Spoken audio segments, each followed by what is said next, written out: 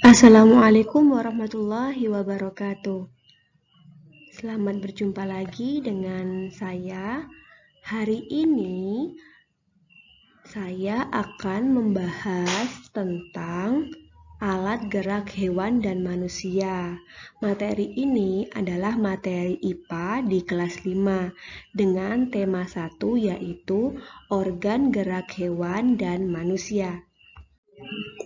Tentunya kalian sudah tahu bahwa salah satu ciri makhluk hidup adalah bergerak selain bernafas.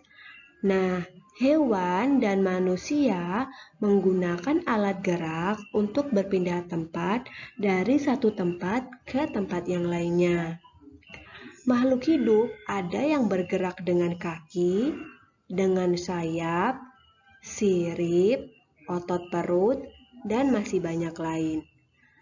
Nah, kerbau di sini bergerak menggunakan kaki, sedangkan burung kakatua bergerak menggunakan terbang atau bergerak menggunakan sayap. Namun bisa juga dia bergerak menggunakan kakinya. Kemudian ikan dia bergerak menggunakan sirip untuk berenang di air, sedangkan siput bergerak atau berpindah tempat menggunakan otot perut. Selain untuk bergerak, alat gerak juga dapat digunakan untuk memegang, melompat, memanjat, dan juga berenang. Jadi tadi kaki pada burung kakatua itu juga dapat digunakan untuk memegang selain untuk berjalan. Kemudian ada kanguru, alat geraknya itu juga selain digunakan untuk berpindah tempat juga digunakan untuk melompat. Kemudian panda, alat geraknya selain digunakan untuk berpindah tempat dapat juga digunakan untuk memanjat. Sedangkan ikan yang tadi Ibu jelaskan bahwa siripnya itu juga digunakan untuk berenang di dalam air. Jadi, alat gerak itu tidak hanya dapat digunakan untuk berpindah tempat, tetapi juga memiliki fungsi yang lainnya. Setelah tadi kita mengetahui tentang fungsi dan juga macam-macam dari alat gerak makhluk hidup, sekarang kita akan belajar tentang pembagian alat gerak. Alat gerak itu sendiri terbagi menjadi dua bagian.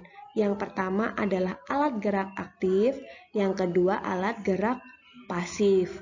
Nah, alat gerak aktif ini contohnya adalah otot. Sedangkan alat gerak pasif contohnya adalah tulang. Bisa kalian lihat di samping, ini adalah gambar tulang manusia. Nah, tulang manusia ini termasuk ke dalam alat gerak pasif. Sedangkan gambar di sini, ini ada gambar otot lengan manusia. Nah, yang merah-merah ini adalah otot, sedangkan yang putih di dalamnya ini adalah tulang. Nah, kenapa otot tersebut dikatakan sebagai alat gerak aktif? Karena otot tersebut dapat digerakkan. Nanti selanjutnya juga akan dijelaskan bahwa otot itu dapat digerakkan secara sadar maupun tidak sadar. Nah, kemudian tulang. Kenapa tulang dikatakan sebagai alat gerak pasif? Karena tanpa adanya gerakan dari otot, tulang tidak dapat melakukan gerakan. Baiklah, untuk penjelasan tentang materi alat gerak hewan dan manusia sudah kita pelajari di awal tadi. Sekarang waktunya untuk berlatih. Di sini saya memberikan kalian semua 5 pertanyaan. Yang pertama yaitu alat gerak yang ditunjukkan oleh huruf X termasuk ke dalam alat gerak. Nah, X yang ini ya, ini termasuk alat gerak apa? Pasif atau aktif.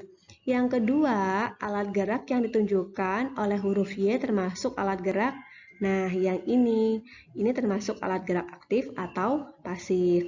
Yang ketiga, ini gambar apa anak-anak? Ya, betul sekali. Ini adalah gambar katak. Nah, katak ini bergerak dengan apa? Apa alat gerak yang dimiliki hewan di samping, yaitu katak? Alat geraknya kira-kira apa? Yang keempat, tuliskan dua kegunaan lain dari alat gerak hewan di samping.